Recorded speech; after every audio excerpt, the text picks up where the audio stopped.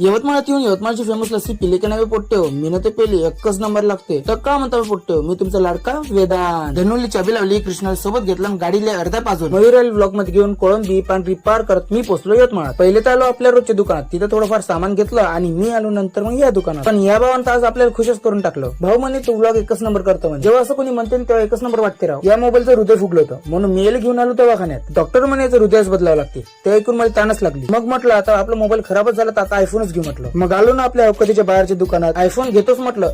तेवढं आपल्याला भाव दिसला. मग का धक्के मारून हकलला आपल्याला. मोठेपणा करायसाठी आम्ही आलो डॉमिनोज मध्ये. तिथेही आम्ही गरिबी दाखवत 100 रुपयेवाला मिल बोलवलं, त्याच्यात एक कोक फ्री भेटते. मग मस्त रेमसून घेतलं. मग तेवढंच आपल्याला एक काम आठवलं. आपल्याला जायचं होतं शेकावत लॉजिस्टिक मध्ये. तिथून आपल्याला पार्सल घ्यायचं होतं मामाला द्यायचं. तसं तर आपले मामा दलाली करतात. मग आपण मार्केटमध्ये आलो, मामाला पार्सल दिलं. मग आता थकून गेलो होतो म्हणून मी आलो डायरेक्ट लस्सी प्यायला. हे वय यवतमाळचं फेमस लस्सीचं दुकान. यवतमाळकरांनो तुम्हाला कुठची लस्सी जास्त आवडते कमेंट मध्ये नक्की सांगा. तर भेटूया पुढच्या ब्लॉग मध्ये. राम कृष्ण हरी.